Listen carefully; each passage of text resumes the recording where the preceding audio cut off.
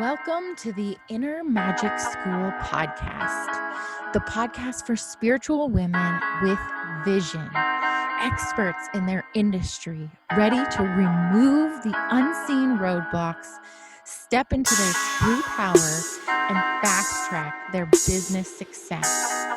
Despite what you've heard, hustling harder is not the answer.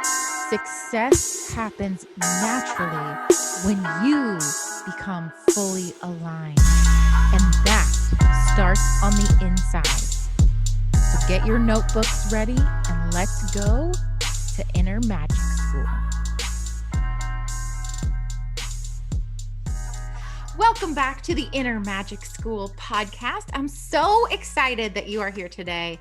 And I'm even more excited than I normally am because I have a magical guest with me today. Miss Katie Soy is here we're going to talk about so many things, but there's going to be like a theme that goes throughout this, a theme of magic that is going to be absolutely undeniable. And we're going to jump in. I'm going to let you introduce yourself, but we're going to jump in and talk about the magic of storytelling. We're going to talk about creative genius. We're going to talk about intuition. We're going to talk about many things. But thank you so much for being here. Will you just introduce yourself a little bit for our audience? And I'm sure some people already know who you are. And then some people, they want to get to know you. Well, hello. That's such an excited introduction. Thank you, Sara. I'm happy to be here because when this comes out, this will be the first kind of introduction to this project. As we're talking about a lot of things today, so I'm excited to be here. Thank you for having me to kind of tell the story of this story to the world. So my name is Katie Soy.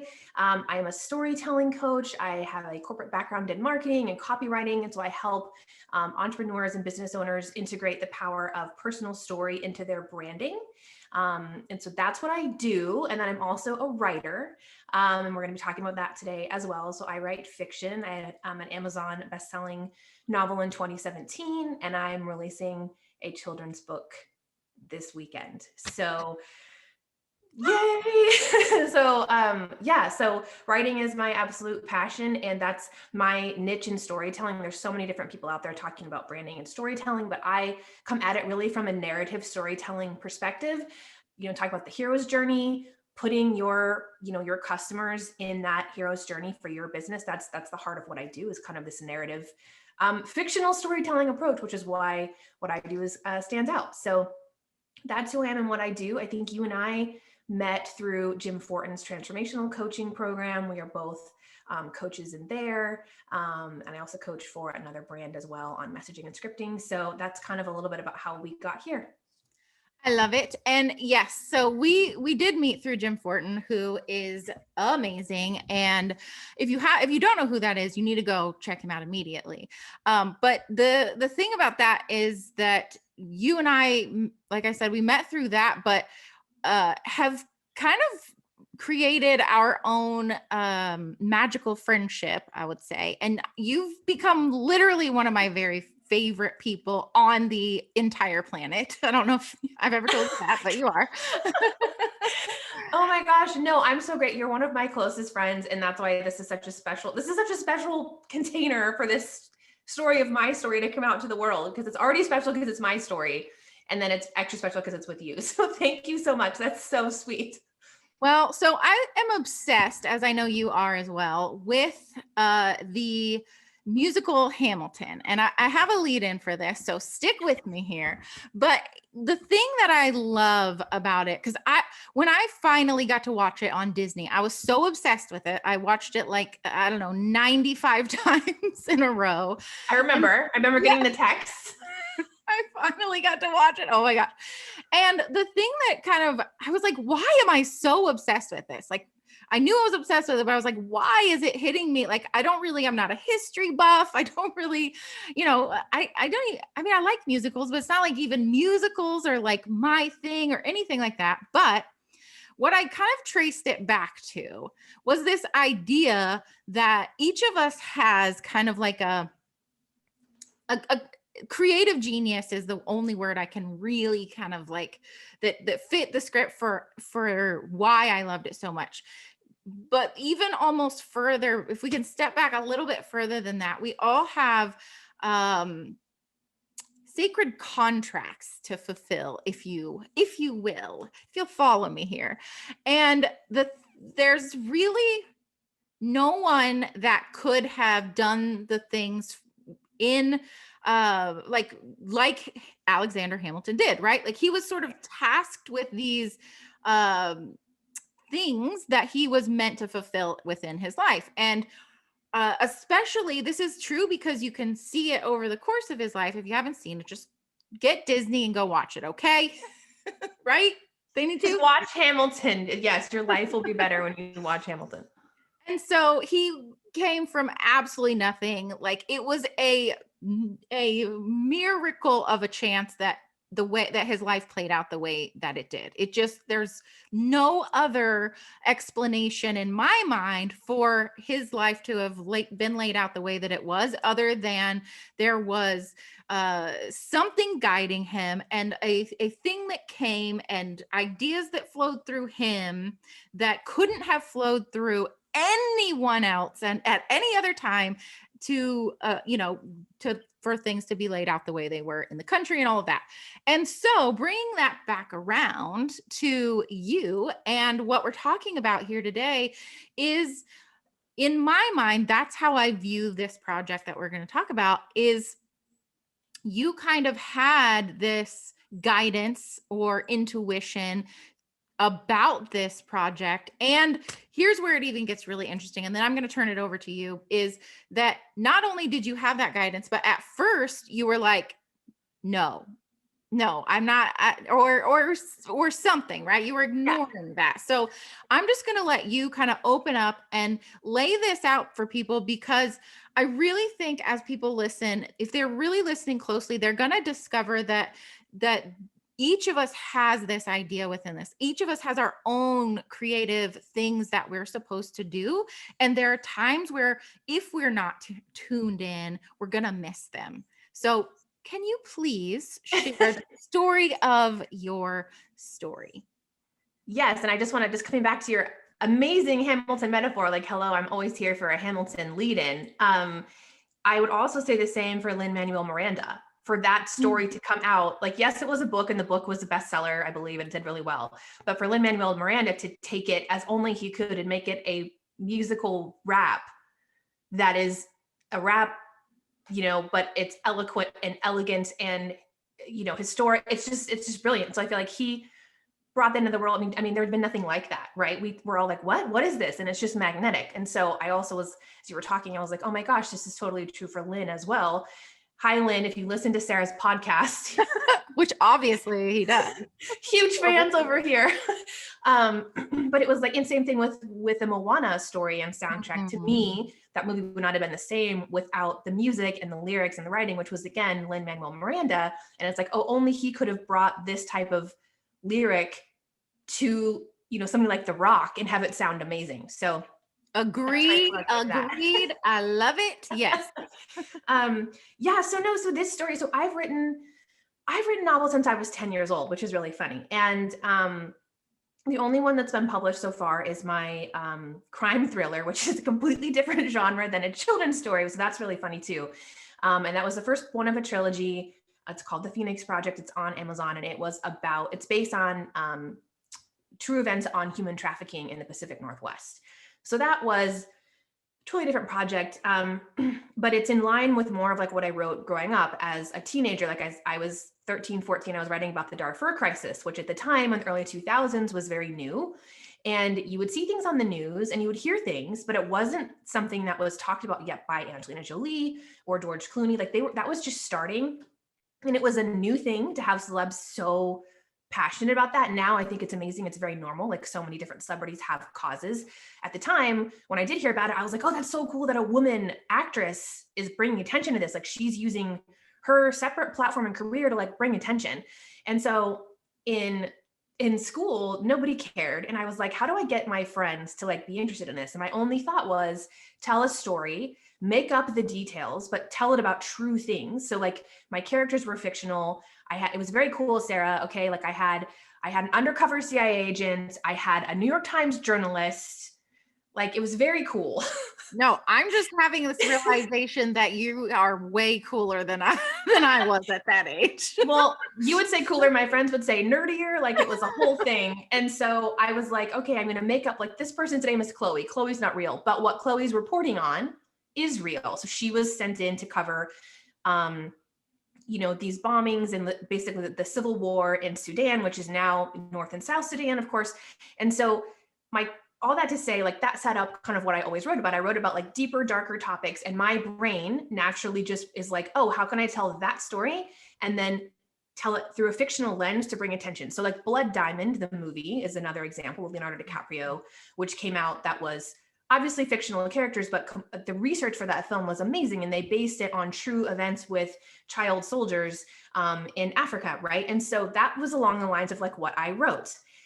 And so when my thriller came out based on human trafficking, I was very proud of that. That's still in process, by the way. That was part one of a trilogy that I need to finish, but it's very heavy. I spent 2 years researching a nonprofit in Portland that supports, women trafficking survivors. Like it was a deep, dark thing, but it was more like my style. So all that to say, on my honeymoon in Thailand in 2015, I got this download, and I didn't know until recently, you and I know the power of downloads. I didn't know what that was. I didn't know that my books have always come to me in the same way. Sarah had no idea until you and I connected in TCP that's divine, that to me, I believe it comes from God. That's a gift from God to me to go create this. More on that in a minute. But at the time, I didn't recognize that. So I get this download for a children's story, and I was like, this is cool. And it's actually kind of weirdly good. But to me, I didn't think of it. It came to me. So I'm not saying that like a prideful way, because I was like, this is, like when you're handed a gift, you're like, oh my God, this is amazing. Like, this is an amazing gift. Yeah. And, but then I was excited, but then I was like, what do I do with this? I don't think this way. I was in the process of writing that first book of the trilogy at the time. So I'm like, this isn't a true dark story. This isn't like, so I was like, okay. So I got this idea for this children's story. And I remember I don't know if I was asleep or awake to this day, but we were on this very secluded island off the coast of Phuket. You have to take a speedboat to get there. It was just very calm and peaceful. Weird what happens when you like take care of yourself, you go on vacation and you're in this, you let your brain chill out. And I would walk from where we were staying down this road, really short distance. And I got a massage in the evening, and I don't know if I fell asleep or if I was awake. And when I woke up, it was dark out, and I was like, the story was in. Mm-hmm.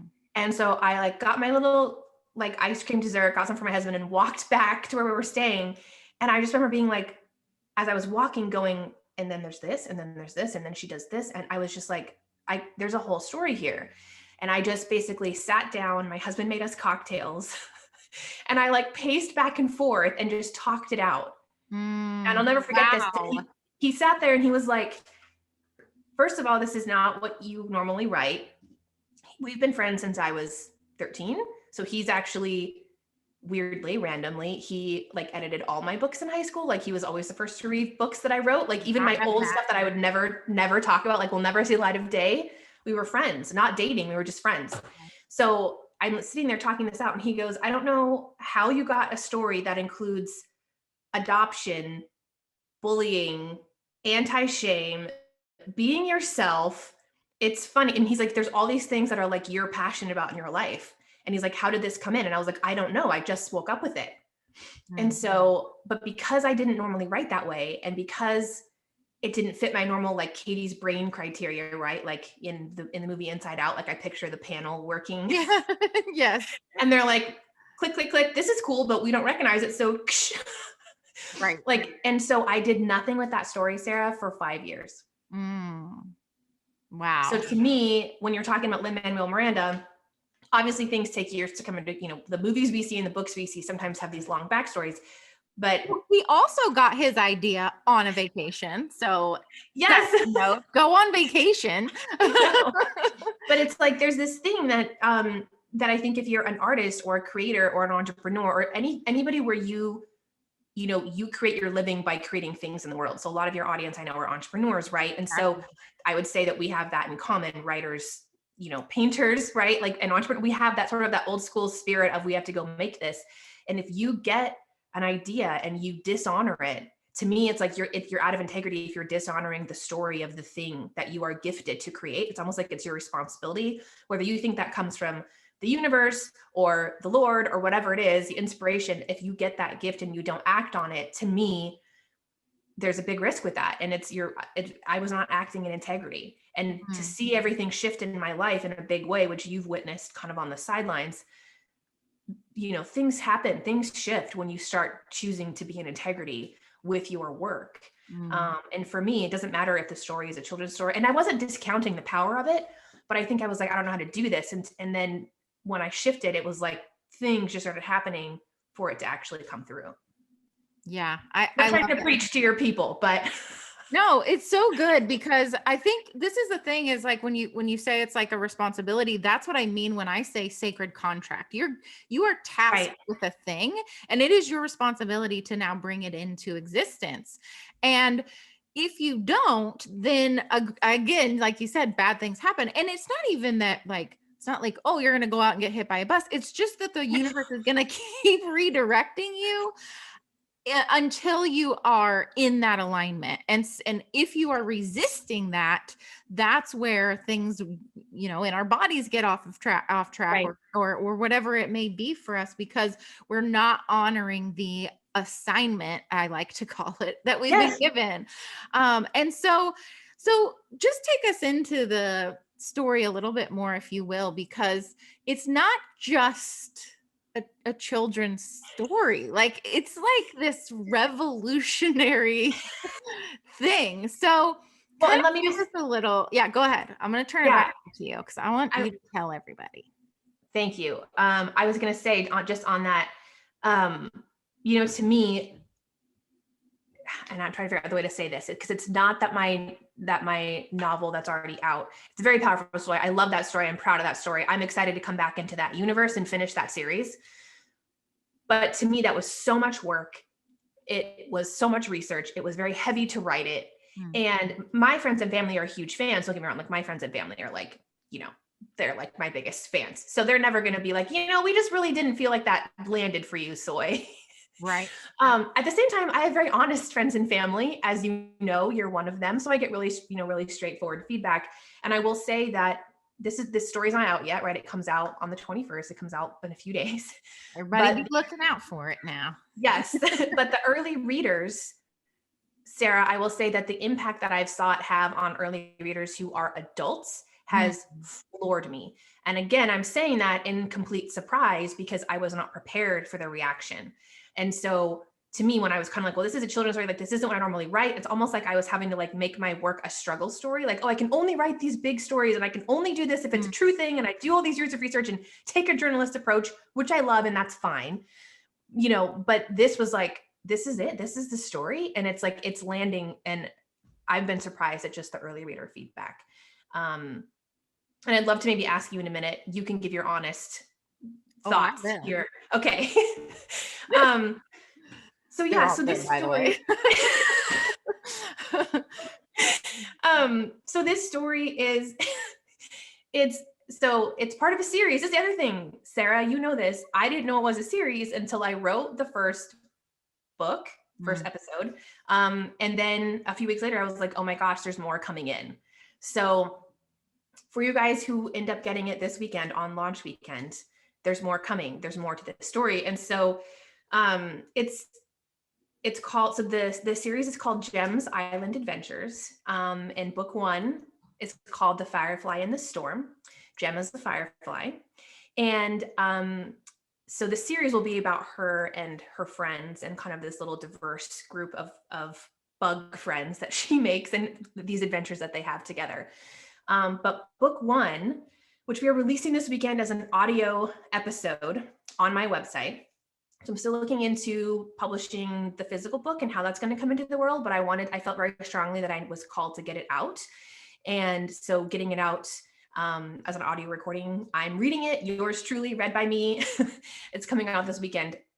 And then we'll figure out the physical book later this year. But Jem is a firefly who is orphaned. So there's a huge storm on this tropical island. It's loosely set in Southeast Asia.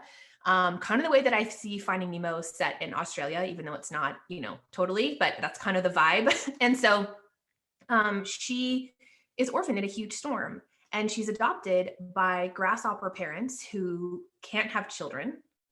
This brings up two very interesting topics early on for young readers to tackle. And so the story is about her growing up in this grasshopper community. And you can imagine if you're a firefly and you glow off and on because that's how you were created, and you grew up in a community where people don't glow off and on, you can imagine what might come from that. So she is bullied at school and basically grows to hate her light because she doesn't fit in. She goes so far as to try to cover up her light, turn her light off, because her one goal is to stop getting bullied, stop getting teased, just blend in, just be quiet, just be be like her classmates, which you and I know is never the right path to take for our young heroes. And so the story is about her coming to terms with her light. So she ends up finding a grandmother elder teacher on the island who has gone on lots of adventures, and she's sailed around other islands. So she's met other bugs, and she's seen fireflies, and she's met sea snakes, and she's met humans. And so she has all this experience from all her adventures, and she starts training her. But the story is about whether or not Jem wants to be who she really is, or not. And there's she has to make a choice, because at one point she's the only one who can save the day. But in order to do that, she has to be completely herself, and she has to make that choice. It's so good. And this is what's so beautiful about it is, and you can speak to this a little bit too, if you'd like to, but, first of all, those are themes that we all still deal with, even as adults. And I will go ahead and give you, my feedback from being able to experience it, a little bit early. And your honest feedback, you were asked for honest feedback. Yeah. And that really was like my first thought was, first of all, I was like crying, which I told you, I was like just tears, because it was so relevant and so beautiful, and such again, this whole idea of how our brains really learn through story, and how that is what kind of like impacts us so deeply is a story. And so to be able to then share that with a younger generation and with children, to be able to learn these kind of darker, deeper themes, and to be able to again integrate the lessons from them in such a deep way through that story is such a gift. And so it was really fun. I mean, I felt like I knew a famous person, because I was like, we got the sneak peek, Jack Henry. I told my my 8-year-old, as you know. And so I read it to him over 2 nights, actually. And it's always so interesting. So first of all, I have to tell you that most of the time when we read books that don't have pictures, and yes, he's 8, so that might be a little old for him, but he's still, I don't know if it's just this digital age, but he really likes to see pictures. He was curious what Jem looked like, but he wasn't like, I don't want to read this because it doesn't have, like, he was in it. He was like asking me questions, and like, it was cool too, because I was able to then ask him certain things, and like just bring up dialogue with him about some of these themes. So it was kind of cool for both of those reasons, to be able to see a story impacting him, and him not be like, like, there's no pictures right now, so I'm out, Mom. There's no pictures. Well, yeah, I totally yet. But he loved it. Like, he was engrossed in it, and it was like he understood it, and he was like really wanted to know what was going to happen to Jem, and what was like all, like, he was in it. And then when it was over, we were able to have a conversation around some of this stuff. And so again, like I read it on my own first and wept, and then, and then read it with him over 2 nights, and was like, it was just so cool to be able to discuss all of those topics with him, and for him to be getting the lessons through this beautiful story. So that's my feedback. And, I think too, like, um, again, like if e- all parents, this is like, I think it's every parent deals with, how do I talk about Mhm. some of the harder topics with my child? How do I bring up some of this stuff in a way that's not going to overwhelm them, or, whatever, stress them out? And Right. so for that reason, and again, just the way that you've written it, which you could talk about if you want, um, it is a very impactful experience. Oh, thank you for sharing that. I know when you shared that feedback about you and your son, I just was really moved. And like I told you earlier, I was not prepared for that kind of feedback. So thank you for sharing. Thank you for sharing with your listeners. The one thing I've been told, this is for, the genre is technically early reader. So I think it's like 7 or 8 and up. But I have talked to friends of mine who are parents who are like, well, I read to my kids anyway. My kid's 3 years old. I want to read, at a higher level. And I want them to be getting these concepts and so I've had feedback from different sides, which is excellent. I was not prepared for that either. But it is not just a children's story, which you mentioned earlier, in that, so I'm trained in NLP, which is neuro-linguistic programming, and persuasive communication, because I'm a transformational coach. And so you and I have been highly trained in that world. And so there are specific language prompts written to help children learn some of these concepts. So I'll say that right now. And so some of those things are, there's obviously the concept of mental health comes up in this. There's an introduction to meditation. There's an introduction to visualization and the power of calming your thoughts and the power of managing your emotions. And so I wanted to bring up this concept of thoughts and emotions to children at a young age. And so it does talk about that. And so there are scenes where, Jem is instructed by her teacher that, hey, you're feeling this way because you have an emotion. You can sit with your emotion, realize you're having the emotion, and then choose that, or you can make a different choice. Mm. And there's literally a scene where Jem's like, what? That's not true. I don't choose my emotions. Like, she's arguing with her teacher. She's like, I don't choose them. They're just there. And her teacher says, no, and actually your emotions and your thoughts are directly connected to how you can work with your light. And she's like, what? No, that's not true. My light just comes off and on. And so it's this idea that if you're thinking of your light as your purpose, that our thoughts and emotions do directly connect to that. So there are very specific guided language prompts, if you will, that help introduce these concepts to children. And that will be the same through every book in this series. So each book has these characters. Can I just say, as side note, working with this during the pandemic has just been a godsend. It has been so different creatively from anything I've ever done. It's both very challenging and also very freeing.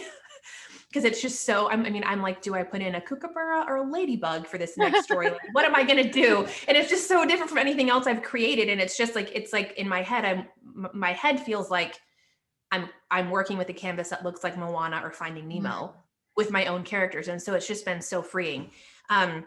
But each book has an overall, what I call a Dharma theme. Like, it has one overarching concept. And then we have to figure out the story to tell that. And so for book 1, it's really about belonging, and it's about carving out our own belonging, whether we think we're an outsider or not. And I think a lot of us, artists, writer, poets, creators, entrepreneur types, really identify with that outsider feeling. And a lot of our work in the world is creating a space where we belong. Right. Yeah. And so that's the theme for book 1. And then book 2, I'll just give you a sneak peek. The theme is imperfectionism. The theme is failure for kids. I struggled with that growing up. I naturally color outside the lines. I still do to this day, but my mom did it and my other friends didn't. So I would see their coloring pictures and be like, wait, mine is worse because it didn't look the same. So it's things like that. So each book will have that one theme, and then sort of these guided language prompts based on my training to help kids, not just introduce it, but help them kind of learn it. So there's a scene in this book where her teacher is telling her, like, you can look at the ocean and like take a deep breath. Mm, I didn't learn that until I was in my early 30s, right. right? To just use, nature. So it's not anything, there's not anything like religious about it or anything like that. But it's like she looks at the trees and she notices the wind and she looks at the ocean and she goes, oh, okay, I can, I can take a deep breath. So it's things like that. It's very, very basic levels, but Yeah. that's And definitely part of this.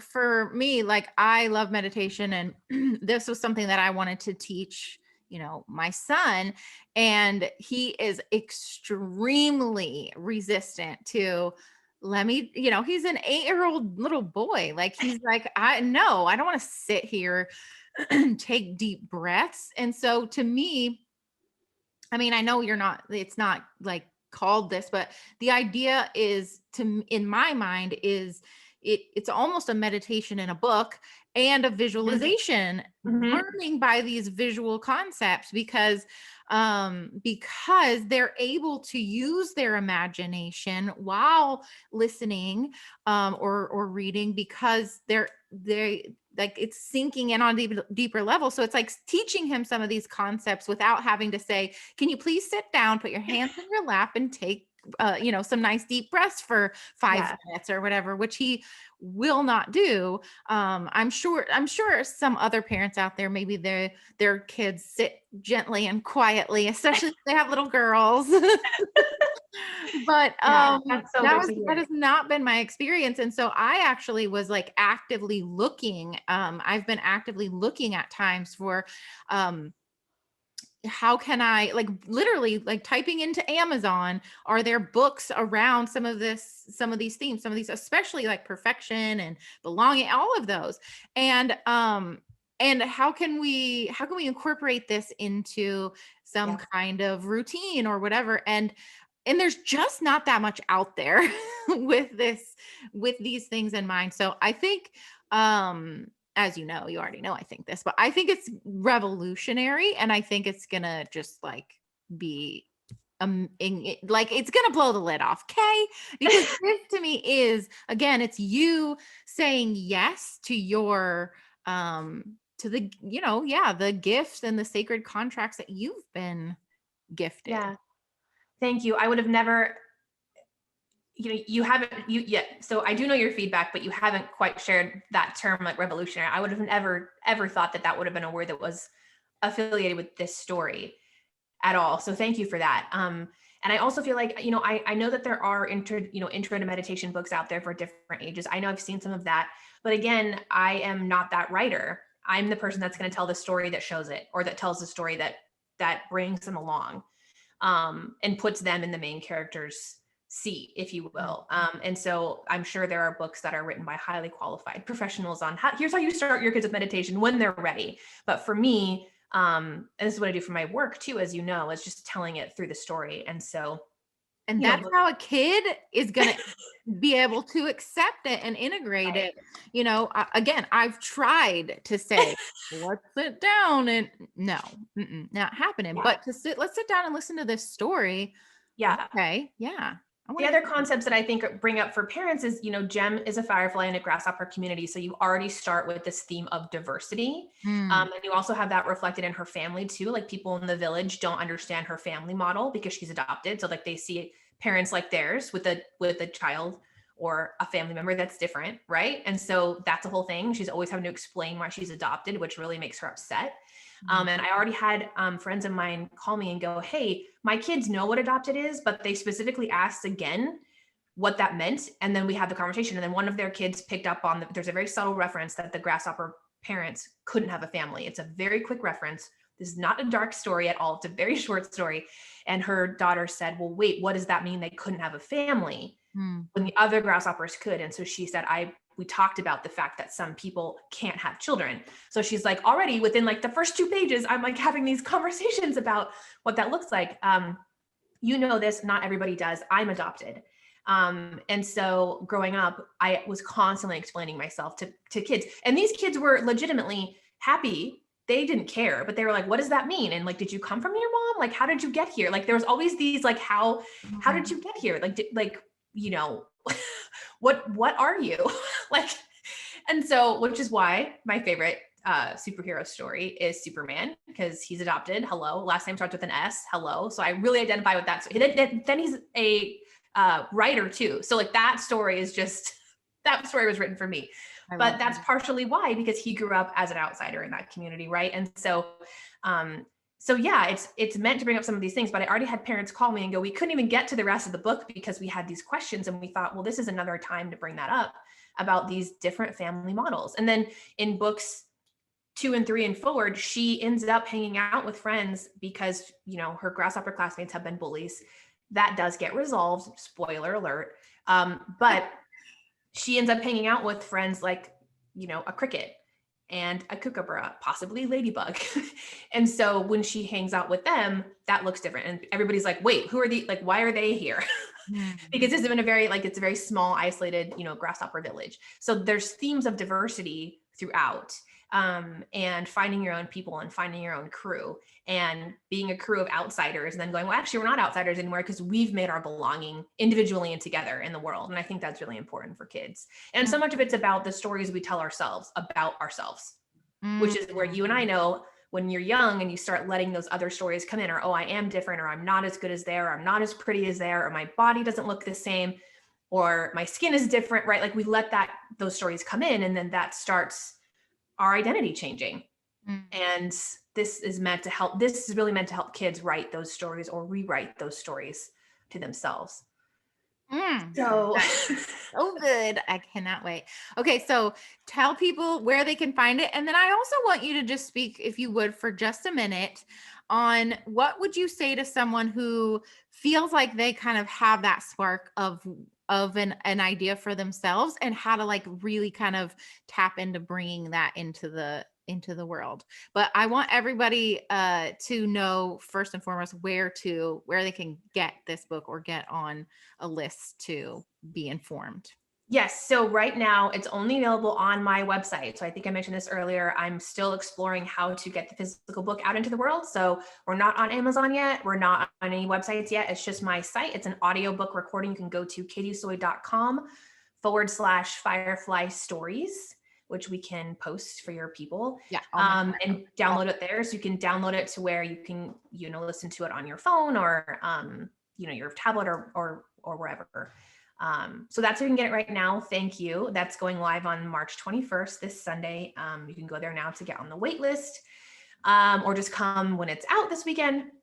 But yeah, this, you know, my big regret is that I waited so long to get it out into the world.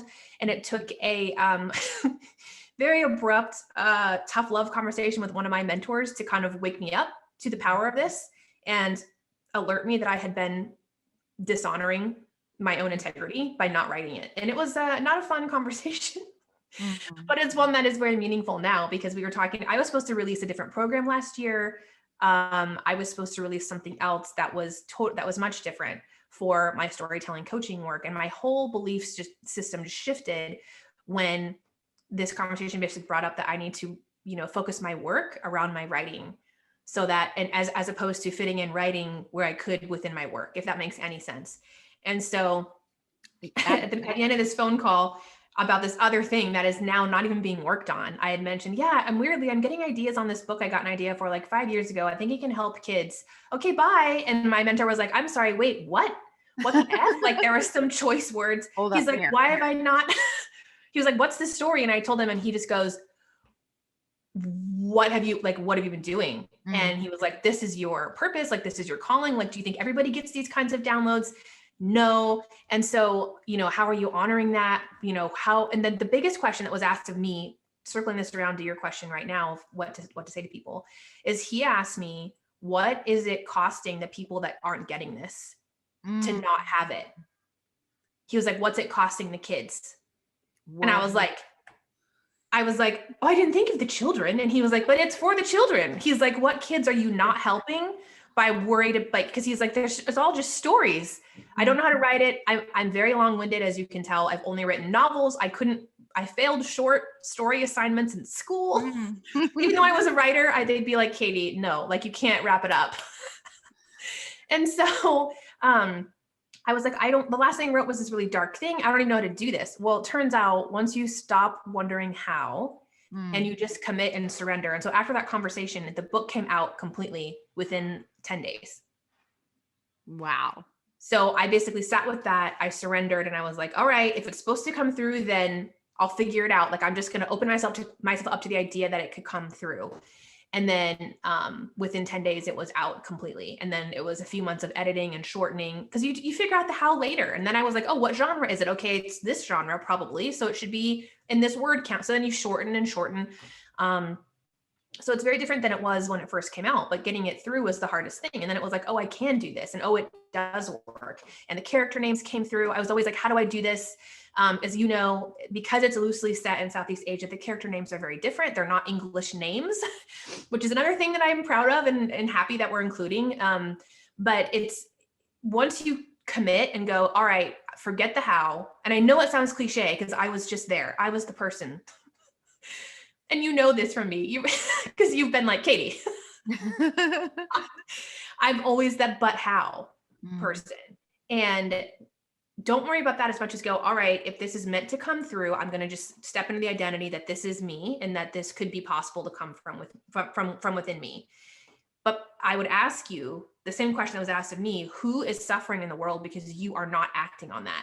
What's it costing them? Like, who are the people that this could help that aren't getting the help? And don't say there's other people out there doing it. There are hundreds of millions of children's books. I don't know of one like this.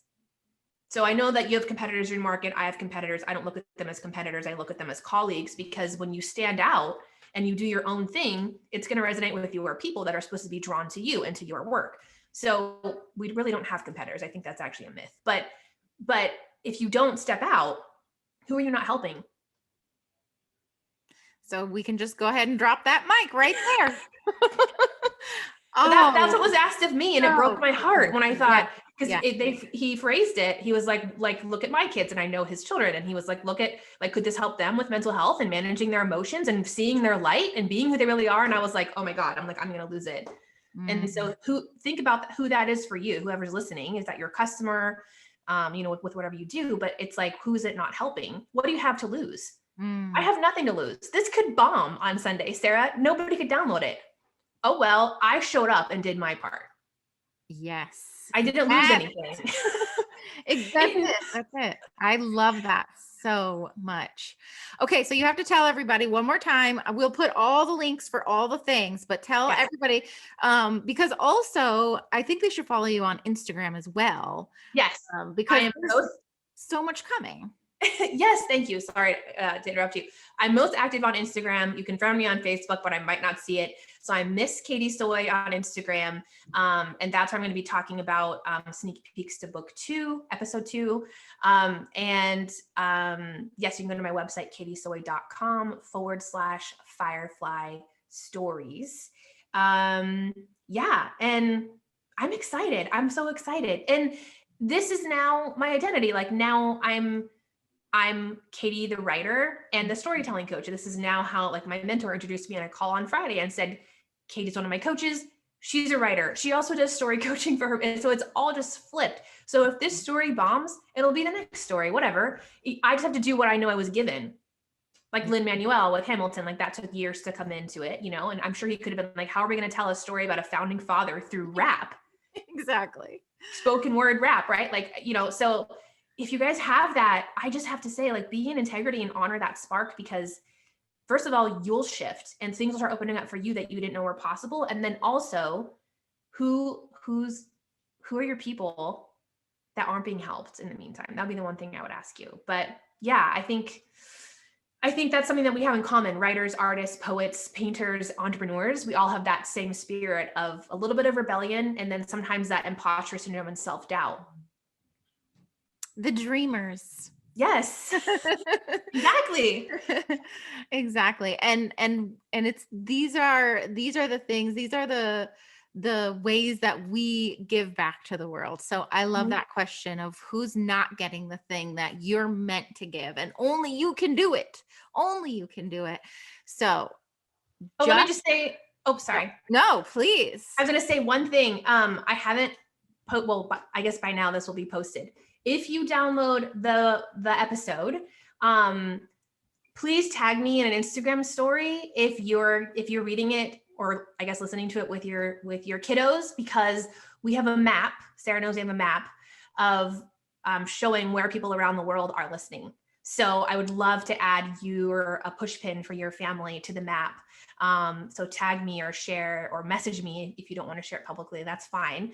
Because I want to add you to the map for Jim's adventures. I love it. And I think it's going to be so awesome. And I'm just excited to see the map lit up from all over the world. I know. I'm so right now. I think we have people in Europe and Australia that I know for sure will be downloading this weekend. That's exciting, as well as the US, of course. Yeah. And Canada. And so I'm excited to see where else this lights up. But yeah, please share with me so I can tag that and make sure we get it on the map. Absolutely. And even if you don't have kids, first of all, these themes are important for all of us. And it's a story about them, which helps you integrate it on a deeper level. And also, side note, it would make a really good gift for a parent that you do know. Yes. Thank you for that. Yes, totally. And yeah. And I think the folks that join this community now, I will say that there is a first reader kind of intro thank you gift from me. So the book will be discounted for the first couple of days of the launch. So on Sunday, it'll be a less expensive price for you, but just to kind of welcome everybody into this community. But I also think if you join now, you'll get to see it grow, which I think is really special for some people, because you're supporting that. You're part of the growth. You're part of the story spreading around the world. Like your pin is on the map. So I would invite you to join now, because when books 2 and 3 and more come out, you'll be part of that journey. And that means a lot to me. So just an invite to join. I love it. And I'm there. I'm there for sure. You got a pin for Kentucky. Kentucky. That's right. I love it. Well, thank you so much. I love you so much. And it really is. That's the word. I wrote it down when I didn't tell you that part. When I was writing my notes, I wrote out that it's just like what you're doing is revolutionary, and it is so important. And I'm so grateful to be able to have gotten to read it, but also like what I know that my son is getting from it. Like, are you kidding me? Don't make me cry. You're going to make me cry. Thank you so much. I'm like, I made it this far. No. This far. And thank you for being so supportive of it. And and thanks for having me on this interview. This is the first time that I've talked about this. This is the first time I've talked about the backstory of this story or what it means. And so I'm so grateful that you let me do that on your platform with your special listeners in your community, because I know that's a really special group. So thanks for inviting me in. This is a really special interview, and I'm just so grateful for your support and also your tough love over the past few months. I have very honest friends. I have honest friends, and you're one of them. So we've had a few honest moments as well. Lovingly. Yes. Oh, yes. So much love. All right. Thank you so much. Thanks, Sara.